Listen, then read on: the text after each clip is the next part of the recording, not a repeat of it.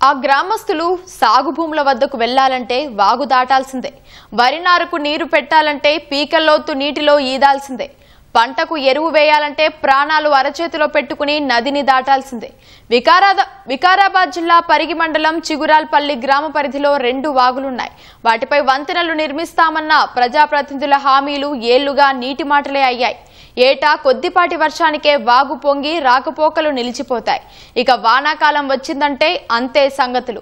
ఇలాంటి పరిస్థితుల్లో రైతులు పొలానికి విత్తనాలు, ఎరువులను తీసుకెళ్లేందుకు తీవ్ర ఇబ్బందులు పడుతున్నారు.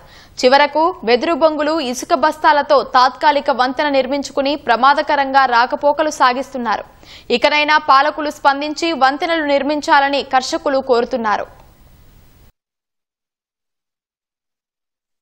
పొలాల్లోకి కనీసం కూలీలను తోలుకపోవాలనగానన్నా లక్నాపూర్ ప్రాజెక్టు నిండిన తర్వాత బ్యాక్ వాటర్ ఏదైతే ఉన్నదో ఆ బ్యాక్ వాటర్ స్టోరేజ్ నుంచి ఆ వాగులు దాటిపోవాల్సిన అవసరం వస్తున్నది. దాని నుంచి చాలా ఇబ్బందులు పడాల్సి వస్తున్నది.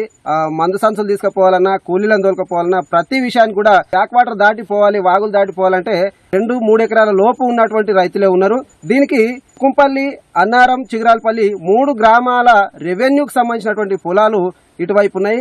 కాబట్టి ప్రభుత్వాలు ఆలోచన చేసి చాలా సంవత్సరాలుగా నలుగుతున్నటువంటి సమస్యకు పరిష్కారం చూపాలని రైతులందరి తరపున, గ్రామస్తులందరి తరపున మేము కోరుకుంటున్నాం ప్రభుత్వాలను. ఈ వాగు ఇట్లా పొలిపోవడం వల్ల మాకు అక్కడ పంట పొలాలకు మందు సంచులు తీసుకుపోవడానికి కానీ, పోవడం రావడం కానీ చాలా ఇబ్బంది అవుతుంది.